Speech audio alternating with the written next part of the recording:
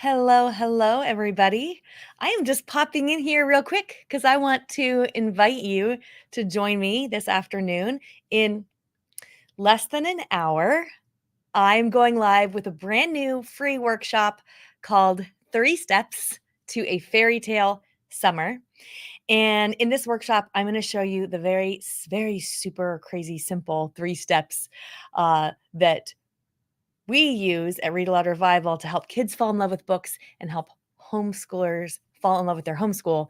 But this summer, what we have is a plan for you to use these three steps, whether you're a homeschooler or not, to enjoy books with your kids all summer long in a really relaxed, enjoyable way. We're all about not putting things on your to-do list.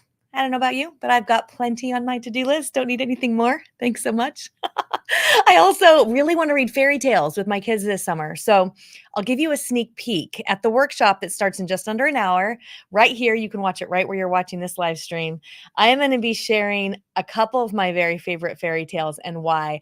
This is one of them that I'm going to tell you all about. It's called Classic Fairy Tales by Scott Gustafson. And it is, you guys want to hear a fun story about this? I picked this book. So in preparation for reading fairy tales this summer, I was reading tons and tons of fairy tales, all different illustrated kinds. And I kept coming back to this one. Like, nope, this is just still my favorite. This is my favorite. Well, it wasn't until I was interviewing the illustrator and he was showing me on his screen. Let me see if I can find the illustration really fast. There it is.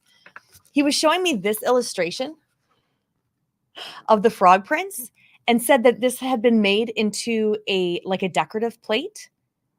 And I was like, oh my gosh, I think I had that decorative plate on my wall growing up. So after my interview with Scott, I sent my mom a text, took a picture of it, was like, did we have a plate that had this illustration on the wall growing up? And she said, yeah, all while you were growing up, and I still have it. And so I thought that was funny because I have read this book multiple times. I've had it for a long time on my shelf. I've read it with my kids, but I never made that connection. And I just wonder if the reason that it pulled my heartstrings so much was because it reminded me of my own childhood. So anyway, that's kind of fun. In less than an hour, I'm going live right here where you're watching this live stream. We're going to be talking about 3 steps to a fairy tale summer, 3 things you can do that are absolutely free, absolutely easy, enjoyable ways that you can let reading aloud take something off of your plate this summer.